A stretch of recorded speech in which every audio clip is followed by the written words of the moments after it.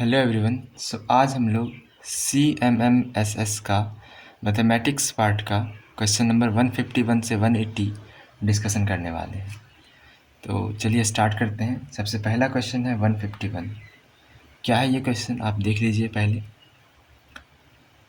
अगर a plus B और b plus a दोनों बराबर हो तो इस नियम को क्या बोलते हैं? और ऑप्शन दिए गए हैं आपके पास। जोड़ का क्रम विनिमय नियम, जोड़ का साहचर्य नियम, या फिर जोड़ का वितरण नियम, अथवा इनमें से कोई नहीं। चलिए पहले पता करते हैं ये तीन नियम है क्या। तो मैं इस क्वेश्चन को सॉल्व कराने से पहले आप लोगों को ये तीनों नियम बताना चाहूँगा। पहला नियम है क्रम विनिमय नियम। क्रम विनिमय नियम क्या होता है ये नियम? तो ये नियम कहता है क्रम मतलब नंबर को विनिमय कर दो, अदला बदली कर देना। जैसे कि अगर आपके पास है a प्लस बी प्लस सी, इसमें क्रम क्या है? a का फर्स्ट प्लेस, b का दूसरा स्थान, c का तीसरा स्थान। क्या करेंगे कि पहले स्थान, दूसरे स्थान और तीसरे स्थान पर रहने वाले के जगह को चेंज कर देंगे। a को रख देते हैं, c को यहाँ ले आते हैं और b को यहाँ। तो क्या c और b ने अपना स्थान चेंज किया? आंसर है हाँ। चूँकि उन्होंने अपना क्रम चेंज किया, स्थान चेंज किया, स्थान विनिमय कर लिया, इसलिए इस नियम को क्या बोलते हैं? क्रम विनिमय नियम। और योग में ये नियम पालन होता है। ठीक है, ये था पहला नियम। दूसरा नियम क्या कहता है? दूसरा नियम है साहचर्य नियम। क्या है ये नियम? इस नियम को इंग्लिश में कहते हैं एसोसिएटिव लॉ। एसोसिएटिव मतलब मिलजुल के रहना। तो जानते हैं इसको। जैसे मैंने लिखा a प्लस बी प्लस सी, और b प्लस सी को मैंने ब्रैकेट में रख लिया, और इस बार मैंने लिखा a प्लस बी प्लस सी, और इस बार मैंने a और b को ब्रैकेट में ले लिया। क्या ये दोनों बराबर होंगे? तो आंसर है हाँ। और चूँकि ये बराबर होंगे तो योग में साहचर्य नियम भी पालन होता है। साहचर्य नियम क्या होता है?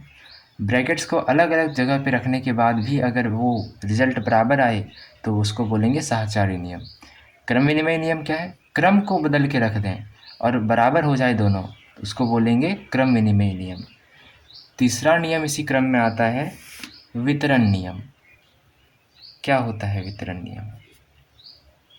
वितरण सुना होगा आप लोगों ने, ट्रांसपोर्ट करना, यहाँ से वहाँ ले जाना। लेकिन यहाँ पे वितरण का मतलब है डिस्ट्रीब्यूट करना। इसके लिए एक और वर्ड होता है यूज, बंटन नियम। तो आपके क्वेश्चन में कुछ भी आ सकता है, वितरण नियम या फिर बंटन नियम, आपको याद रहना चाहिए। बंटन मतलब क्या? बंटन मतलब बांटना। जैसे मान लीजिए मेरे पास 10 चॉकलेट्स हैं और मेरे घर में 5 बच्चे हैं, तो मैं पाँचों बच्चों को कितने चॉकलेट्स दूंगा? 2-2 चॉकलेट्स। तो ये हुआ बांटना। इसी तरह से अगर मैं लिखता हूँ a प्लस बी और इस पूरे को मल्टीप्लाई कर देता हूँ c से, यहाँ पे कुछ नहीं है तो क्या है? यहाँ पे है मल्टीप्लिकेशन। तो इसको एक और तरीका है लिखने का, a वाले को c से मल्टीप्लाई करना पड़ेगा और उसको ब्रैकेट लगा दो। चिन्ह किसका आएगा? प्लस का। फिर b वाले को c से मल्टीप्लाई कर देंगे और उसको रख देंगे ब्रैकेट में। क्या किए? हमने c को पहले a को दे दिया, फिर वही c को b को दे दिया, मतलब बांट दिया। इसलिए इस नियम को कहते हैं बंटन विधि या फिर वितरण विधि। आई होप आप लोगों को ये तीनों नियम समझ आ गए होंगे। अब इस क्वेश्चन को फिर से देखते हैं। क्या कह रहा है क्वेश्चन? अगर a plus B B plus A है, लिख लेते हैं क्या दिया हुआ है। दिया है a प्लस बी और b प्लस ए बराबर है। अब ज़रा बताइए इनमें से कौन से नियम आएंगे इसमें? a का स्थान 1 था, b का स्थान 2। अब b ने पहला स्थान ले लिया है और a ने 2। क्या a का स्थान बदला? 1 से 2 हो गया। क्या b का स्थान बदला? हाँ, 2 से 1 हो गया। चूँकि इसने अपना स्थान बदला, अपना क्रम बदला, इसलिए इसको बोलेंगे क्रम विनिमय नियम। और दूसरी बात, इसमें जो काम कर रहा है वो है योग, इसलिए इसको बोलते हैं योग का क्रम विनिमय नियम। और ये आंसर हो जाएगा हम लोगों का ए, फर्स्ट वाला आंसर। अब चलिए 152 क्वेश्चन सॉल्व करते हैं। इसके पहले क्वेश्चन को देखना पड़ेगा। चलिए क्वेश्चन देखिए। किसी संख्या में 10 जोड़ने पर संख्या 20 हो जाती है, यह कथन कौन से समीकरण को संतुष्ट करता है? माना संख्या बराबर x, तो क्या इस संख्या में क्या जोड़ना है? जोड़ना है 10, और संख्या क्या हो जाती है? संख्या हो जाती है 20, और हम लोगों का समीकरण क्या हो जाएगा? x + 10 = 20, और ऑप्शन मिल रहा है सेकेंड वाला। So it is our answer. Now coming to the next question which is 153। देखिए, किसी चतुर्भुज के चारों कोणों की माप का योगफल क्या होता है? एक फार्मूला बता देता हूँ मैं। अगर योग निकालना हो कोणों का, और वो कोण होने चाहिए आंतरिक, तो एक अच्छा फार्मूला है। वो फार्मूला होता है भुजाओं की संख्या -2 और पूरे को मल्टीप्लाई कर दो 180 से। क्वेश्चन किसका है? चतुर्भुज का। क्वेश्चन है चतुर्भुज का। चतुर्भुज में कितनी भुजाएं? तो भुजाएं 4 होती हैं। फॉर्मूला में रखिए, मान रखिए 4 - 2 मल्टीप्लाइड बाय 180। क्या हो जाएगा ये? 2 × 180। और आप लोगों को याद होगा ये वाला कि चतुर्भुज में आंतरिक कोणों का योग 360 होता है। मैंने ये कारण आप लोगों को दे दिया। फार्मूला क्या है? भुजाओं की संख्या -2 मल्टीप्लाइड बाय 180। अगर त्रिभुज का आता तो 3 भुजाएं, 3 रख देते, घटाते 2 मिलता 1, और 1 को 180 से गुणा करते तो आता 180। आया समझ में क्यों होता है आंतरिक कोणों का योग 180 त्रिभुज में? अगर यहाँ पे पूछता ऐसे एक ऐसा आकृति है जिसमें 10 भुजाएं हैं, तो यहाँ रखते 10 - 2 8 हो जाते, 8 को मल्टीप्लाई कर दे 180 से, और वो आंसर हो जाता आई थिंक 1260 ऐसा कुछ। किसी समांतर चतुर्भुज के सम्मुख कोण क्या होते हैं? यहाँ कुछ शब्द आए हैं जैसे समांतर चतुर्भुज, फिर आए हैं सम्मुख कोण। एक और कोण होता है जिसको कहते हैं आसन्न कोण। चलिए इसके बारे में पहले बताता हूँ, फिर क्वेश्चन सॉल्व करते हैं। क्वेश्चन नंबर क्या है? 154। क्या होता है समांतर चतुर्भुज?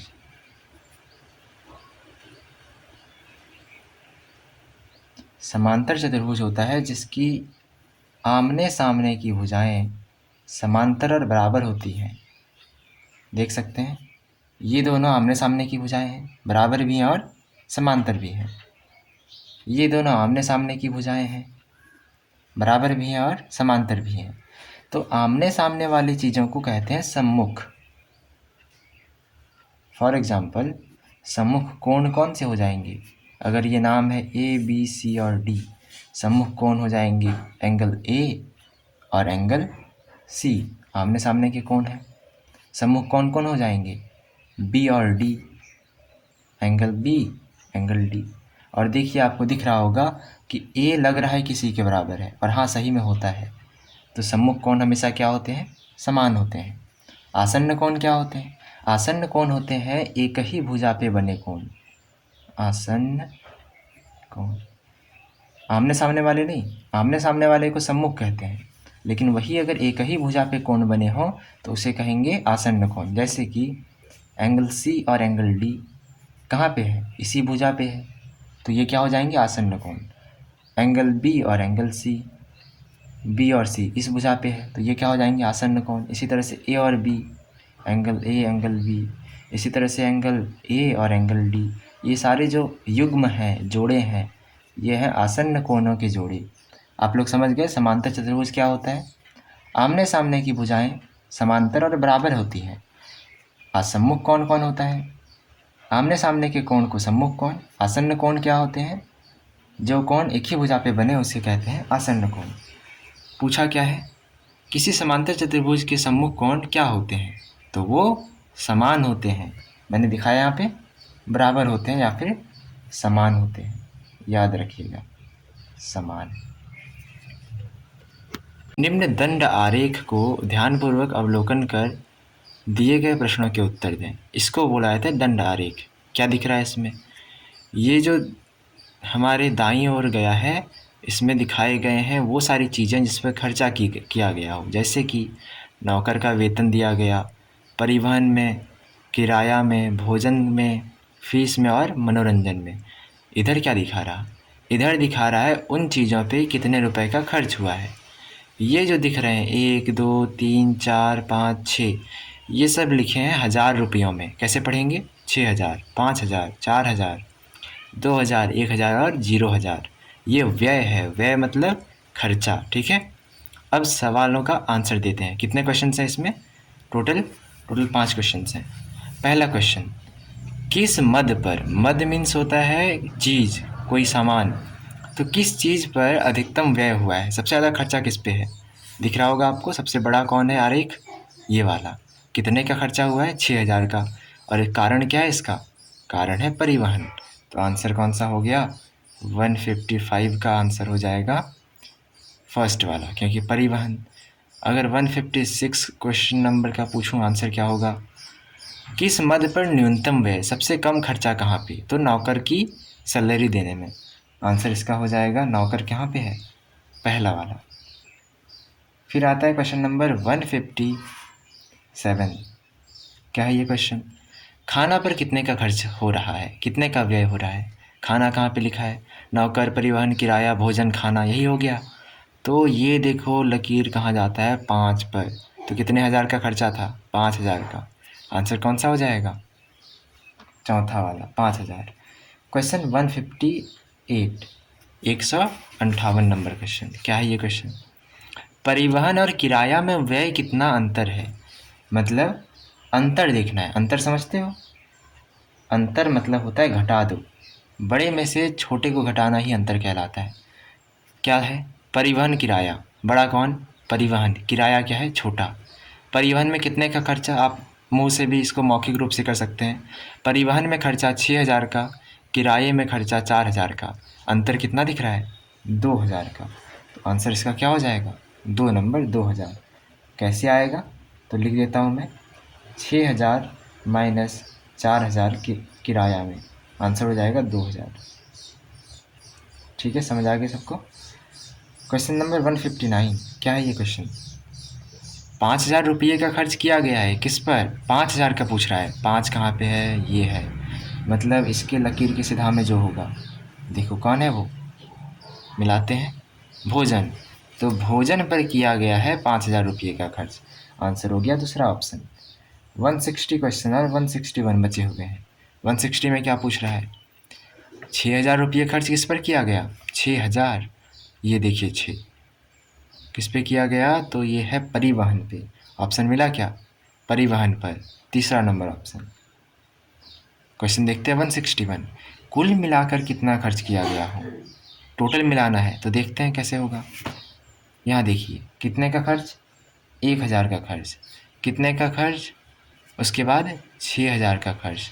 उसके बाद 4000 का खर्च। उसके बाद 5000 का खर्च। उसके बाद 2000 का। और लास्ट में जाके मनोरंजन में 3000 का खर्च है। इन सबको जोड़िए, आंसर आ जाएगा आपका 7, 7 4 11, 11 5 16, 16 2 18 और 7 21,000। कितने हज़ार? 21,000। कहीं पे है क्या? पहला ही ऑप्शन है 21,000। तो 161 नंबर का आंसर क्या हो जाएगा आपका? 21,000। अच्छा, मैंने गलत जगह लिख दिया इसको। ये इस क्वेश्चन का है और 121,000 कौन से में है? पहले वाले पे है। चलो सॉरी। जो है 162। क्या है ये क्वेश्चन? 162 और 163 दोनों साथ में पढ़ाऊंगा मैं। 162 क्या कहता है? वेट, 162 में एक शब्द का यूज हुआ है, पूर्ण वर्ग। और 163 में पूर्ण घन। क्या होते हैं? पूर्ण वर्ग। और क्या होते हैं? पूर्ण घन। वर्ग मतलब होता है स्क्वायर, जिसको बोलते हैं, पावर में 2 रहे। और घन मतलब होता है पावर में 3 रहे। वे सारी संख्याएं जो किसी प्राकृत संख्या का स्क्वायर हो उसी को बोलते हैं पूर्ण वर्ग। जैसे अगर मैंने लिखा 1, क्या ये प्राकृत संख्या 1 का स्क्वायर नहीं, यह है ना, और चूंकि ये है इसलिए इसको बोलेंगे क्या, पूर्ण वर्ग संख्या। 4 2 का स्क्वायर है तो ये हो जाएगा। 6 किसी का स्क्वायर नहीं है तो ये नहीं होगा। अगर मैं पूछूँ 8 नहीं होगा। अगर मैं पूछूँ 16 होगा कि नहीं, हाँ, क्योंकि ये 4 का स्क्वायर होता है।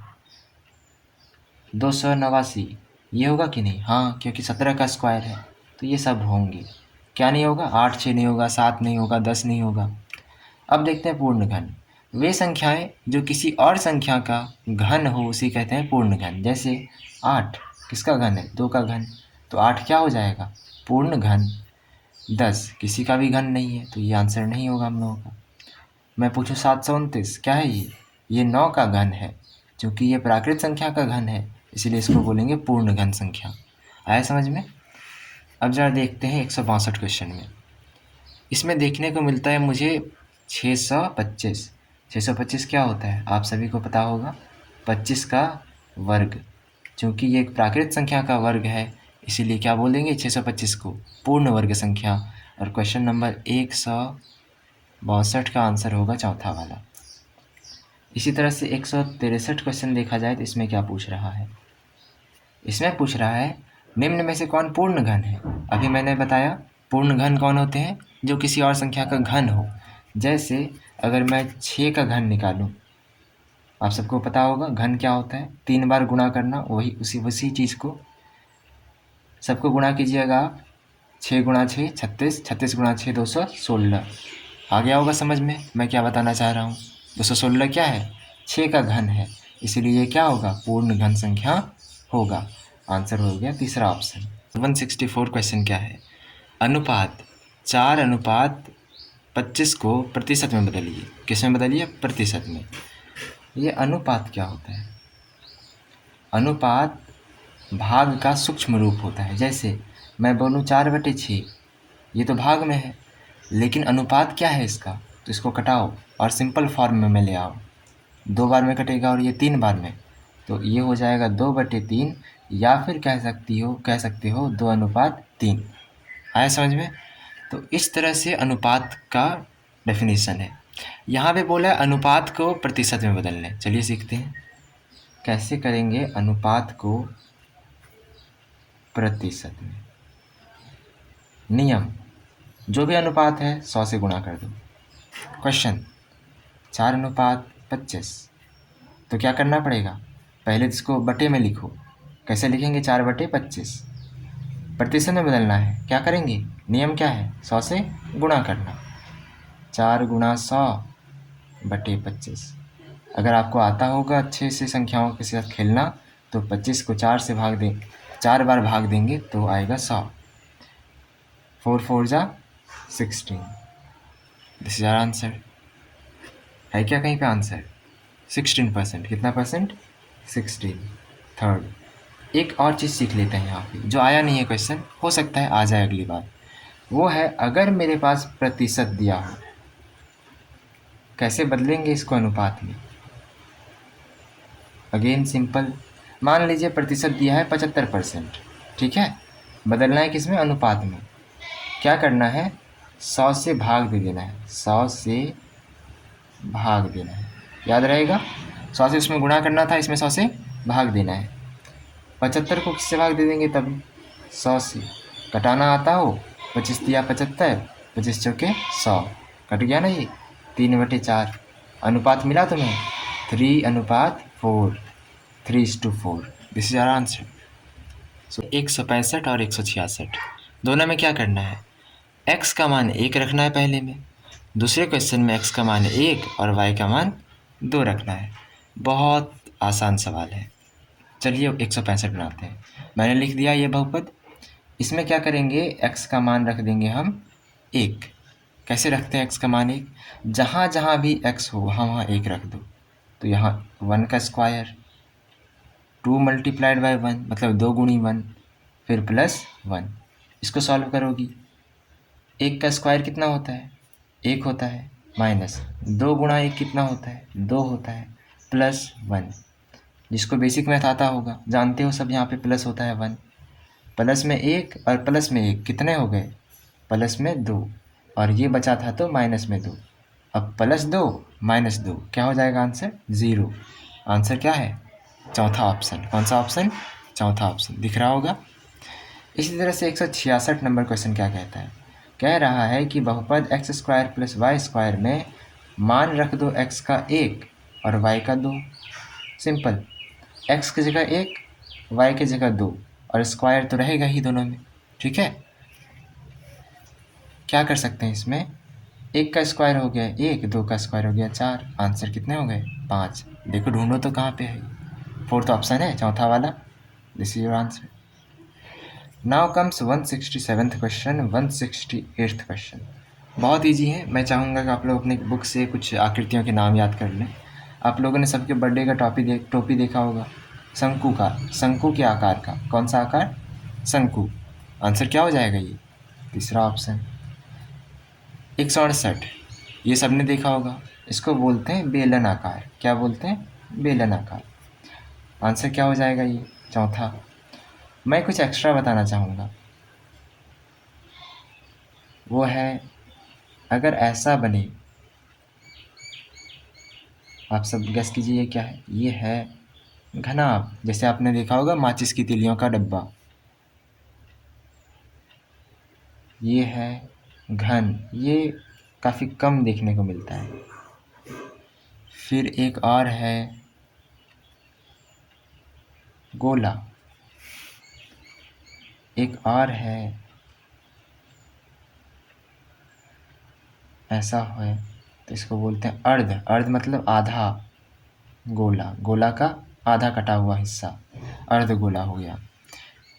किसी त्रिभुज जिसका आधार दिया हुआ है b और शीर्ष लंब दिया है h, उसका क्षेत्रफल क्या होगा। शीर्ष लंब क्या होता है, तो शीर्ष लंब बोलो या फिर लंब बोलो या फिर ऊंचाई बोलो, सब एक ही होता है। आप सभी को त्रिभुज का क्षेत्रफल पता होगा, क्या होता है त्रिभुज का क्षेत्रफल, आधा मल्टीप्लाइड बाय आधार। आधार कितना दिया हुआ है b, क्या लिखेंगे b, मल्टीप्लाइड बाय ऊंचाई। ऊंचाई मतलब शीर्ष लंब जो कितना दिया है h। आंसर क्या लिख सकता हूँ, आधा BH, हाफ BH। आया समझ में, ये ऑप्शन हो जाएगा पहला वाला। इसी तरह से अगला क्वेश्चन कितना इजी है, देखिए वो हिंदी वाला फटा इसलिए मैं इंग्लिश वाला दिखाऊंगा। The area of a circle of radius r, एक ऐसे वृत्त का क्षेत्रफल बताओ जिसका त्रिज्या r होगा। अगर त्रिज्या ही दिया हुआ है r, आप लोगों ने तो याद भी किया होगा, वृत्त का क्षेत्रफल बराबर pi multiplied by r²। Answer क्या होगा, पाई r²। देखिए तीसरा ऑप्शन दिख रहा होगा आप लोगों को। अब आता है अगला क्वेश्चन 171। क्या पूछा है, a की पावर m अपॉन b की पावर n कितना होगा। ऑप्शंस दिए गए आपके पास 4। मैं चाहूँगा तो इसको आसानी से बता सकता हूँ, बट मैं चाहता हूँ कि अब इससे रिलेटेड कोई भी क्वेश्चन आए तो आपसे बने, इसके लिए मैं कुछ और भी बताना चाहूँगा।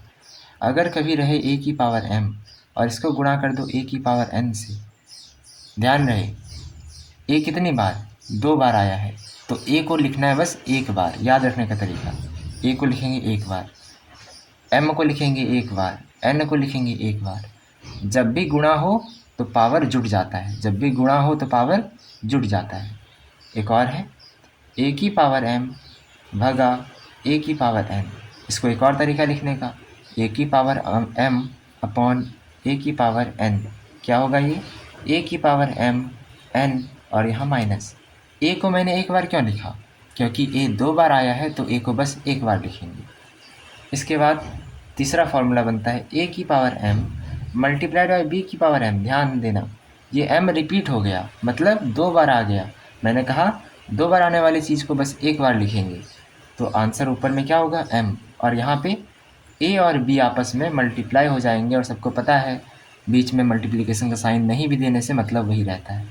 चौथा फार्मूला, a की पावर m भागा b की पावर m। क्या m 2 बार आया, हाँ m 2 बार आया, तो जो 2 बार आए उसको बस 1 बार लिखना है, और जो भाग का चिन्ह है वो भाग का रहने ही वाला है। आया समझ में? अब देखिए ज़रा, यही तो है ये क्वेश्चन। ए की पावर m भागा ऐसे दूं या फिर बटे दे दूं, मतलब सेम ही है, b की पावर m। आंसर क्या होगा? a/b whole to the power m। Answer मिला कहीं पे, a/b whole to the power m, पहला ऑप्शन। बट अभी रुकिए, आगे और सुन लेते हैं। चौथा हो गया, पांचवा क्या है? पांचवा है कि अगर कभी a/b का पावर -m हो जाए, पावर में क्या है -m, तो पावर को m बना दो, a/b को उल्टा कर दो। उल्टा क्यों किए? क्योंकि पावर में नेगेटिव था। छठा रूल, a की पावर कभी -m आए ना, तो इसको लिखना 1/a की पावर m। वेरी इंपॉर्टेंट, पता चलेगा क्यों। a की पावर कभी भी 0 हो, आंसर होगा हमेशा 1, बशर्ते a का वैल्यू कभी 0 नहीं होना चाहिए। अब मैंने इसको इम्पॉर्टेंट क्यों लगाया, चलिए देखते हैं। 172 क्वेश्चन क्या कहता है ये? 10 की पावर -1 किसके बराबर है? 10 की पावर -1 किसके बराबर है? ज़रा देखिए, क्वेश्चन ये वाला लगाइए। a की जगह क्या है 10, m की जगह कितना है 1, इसलिए बन गया 10 की पावर -1। क्या हो जाएगा? 1/10 की पावर 1, आंसर 1/10 मिला होगा कहीं पे। तीसरा ऑप्शन। 173 क्या है क्वेश्चन? एक घोड़ा 12 दिन में 18 किलोग्राम मक्का खाता है। 12 दिन कितना किलोग्राम? 18 किलोग्राम। तो पता करते हैं एक दिन में कितना खाता है। एक दिन में कैसे? तरीका सुनो, जब एक दिन का निकालो तो भाग दे दो। मैं यहाँ लिख देता हूँ, जब भी एक दिन का निकालो तो भाग दो। भाग किससे दोगे? 12 से, बनेगा 18/12 किलो। ठीक है। अब निकालना मुझे तो था 9 दिनों में कितना खाएगा। जब फिर 9 दिन का निकालो तो गुणा करो। गुणा किससे करना है? गुणा करना है 9 से। गुणा करना है 9 से, तो बनेगा 18/12 गुणा 9 kg। अब इसको भाग देना आता होगा सबको। 6 × 18, 6 दूनी 12, 3 नंबर 27/2, और इसको आगे हल करेंगे तो 13.5 kg आ गया आंसर। ये था एक नियम का क्वेश्चन। तो देखिए, छठा क्लास का भी क्वेश्चन आ रहा है इसमें, एक नियम 13.5, चौथा आंसर। ये भी एक नियम का क्वेश्चन है, आपको खुश होना चाहिए। एक लड़का 10 मिनट में, कितने मिनट में? 10 मिनट में 1 किलोमीटर दौड़ता है। वह 600 मीटर दौड़ने में कितना मिनट लेगा? यहाँ पे सतर्क हो जाना है, क्योंकि क्वेश्चन को घुमा के पूछा गया है। ये नहीं पूछा कि 600 मिनट में कितना दौड़ेगा, इसने ये पूछा कि 600 मीटर, ये क्या है? मीटर। मीटर दौड़ने में कितना मिनट लगने वाला है। तो अब क्वेश्चन उल्टा के पूछा है, इसलिए मैं इसको भी उल्टा दूंगा। अब इसको उल्टाते कैसे हैं? बोलेंगे 1 किलोमीटर में कितने मिनट लगते हैं? 10 मिनट। अब 1 किलोमीटर कितना होता है? 1000 मीटर। तो लिखेंगे 1000 मीटर में 10 मिनट। तो बताओ, मैंने सिखाया पिछली बार, 1 मीटर में कितना मिनट? 10। भाग देने बताए थे, भाग दो, 1000 से भाग दो, इतना मिनट लगेगा 1 मीटर चलने में। लेकिन अगर पूछा जाए 600 मीटर चलने में कितना, अब 600 मीटर निकालना है, तो मैंने बताया भी था दूसरी बार क्या करते हैं? गुणा करते हैं। ठीक है, तो 600 मीटर में 10/1000 और पूरे को गुणा कर दो 600 से। काटना आता होगा सबको, 3 जीरो पूरा कट जाएगा, आंसर होगा 6 मिनट। कितने मिनट? 6 मिनट, ऑप्शन नंबर 4 आया समझ में। 1 किलोमीटर चलता है 10 मिनट में, और 6 मिनट में चलता है 600 मीटर। चलिए अब अगला क्वेश्चन 175। पी की पावर 3 क्यू की पावर 4, पी की पावर 4 क्यू की पावर 3। क्या करना है इसका? इसका निकालना है सार्व गुणनखंड। देखिए सार्वगुणनखंड क्या होता है ये? इसका एक और नाम होता है HCF, सुना होगा आप लोगों ने, महत्तम समापवर्तक। कैसे निकालते हैं? तो पहले इसको फैला के लिखिए, P Q Q Q और एक Q, P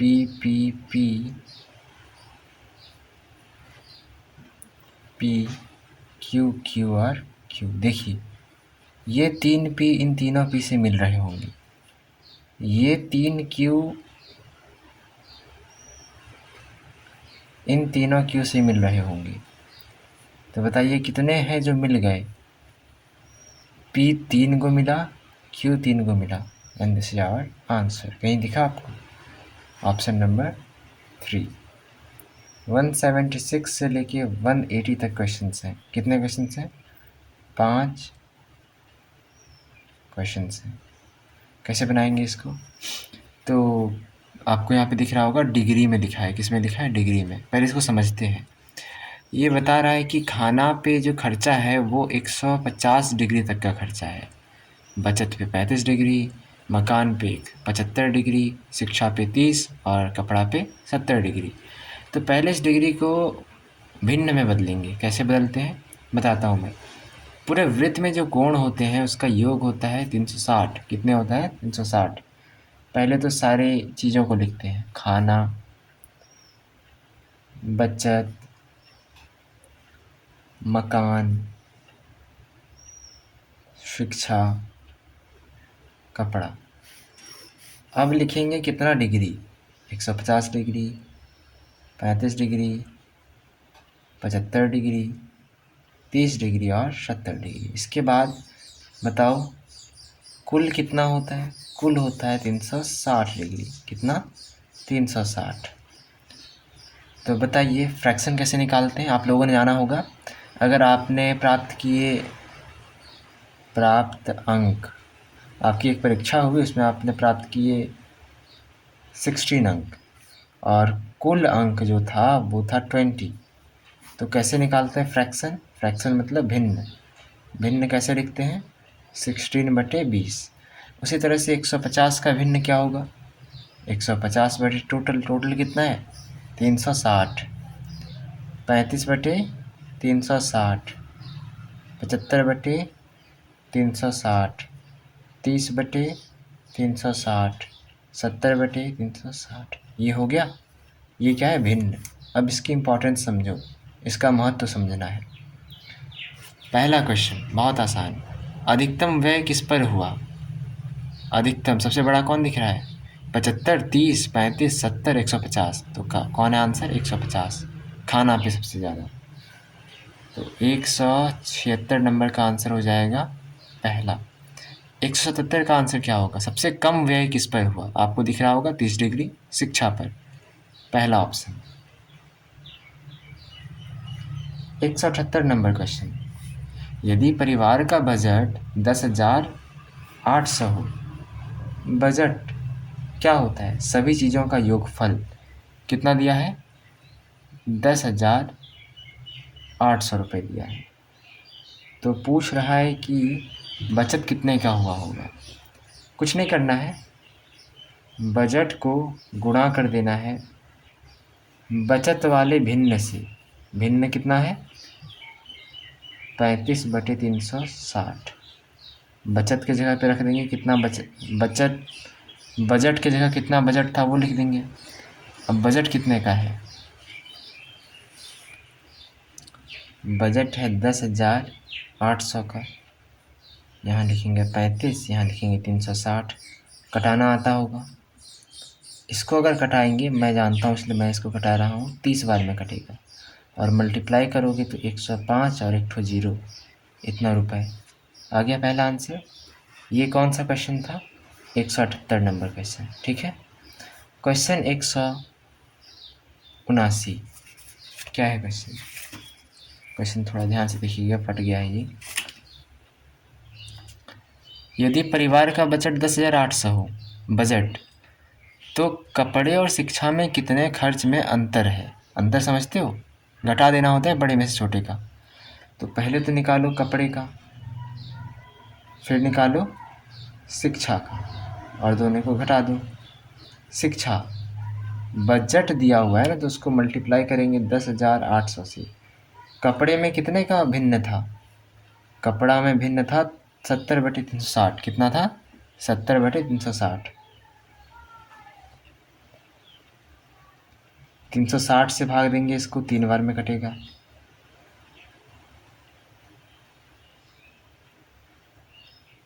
सॉरी 30 बार में कटेगा। शिक्षा का क्या है भिन्न? शिक्षा का भिन्न है 30/360 मल्टीप्लाई 108 और 2 जीरो। इसको ही भाग देंगे फिर से, तो 30 बार में। अब आपको दिख रहा होगा कपड़े में जो खर्चा हुआ है वो हुआ है 70 गुणा 30, देखा जाए तो 2100 का। शिक्षा में खर्चा हुआ है 30 गुणा 30, देखा जाए तो 900 का। अब ज़रा अंतर निकालिए। अंतर होता है बड़ा वाला में से छोटे वाले को घटा देना। कितना का अंतर है? 1200 रुपये का। Option number 1। इसी तरह क्वेश्चन नंबर अगर मैं 180 को सॉल्व करूं, पूछा क्या है? एक परिवार का बजट फिर से कितना दिया? 10,800। तो खाना और शिक्षा में खर्च का योगफल क्या होगा? योगफल मतलब जोड़। खाना और शिक्षा में, शिक्षा का निकाल लिए थे, ज़रा खाना का निकाल लेते हैं। क्या करेंगे? 10,800 से गुणा कर देंगे। किसको गुणा करेंगे? खाना वाले को। खाना का कितना फ्रैक्शन था? 150/360। 150/360। 360 में कितने बार में कटेगा? 30 बार में। मल्टीप्लाई करोगे 45 पर 2 जीरो आएंगे। ठीक है, तो खाना में इतने का खर्चा, शिक्षा में 900 का खर्चा। योगफल पूछा है। क्या पूछा? योगफल। तो योग बराबर 4500 प्लस 900, आंसर हो जाएगा 5400 रुपये। देखिए ऑप्शन नंबर क्या है? 3। तो इस तरह से हम लोगों ने CMMS का जो पार्ट 2 था उसमें मैथ सब्जेक्ट को कवर कर लिया है। इसी तरह से आगे वीडियोज़ में मैं अदर सब्जेक्ट को कवर करूँगा। थैंक्स।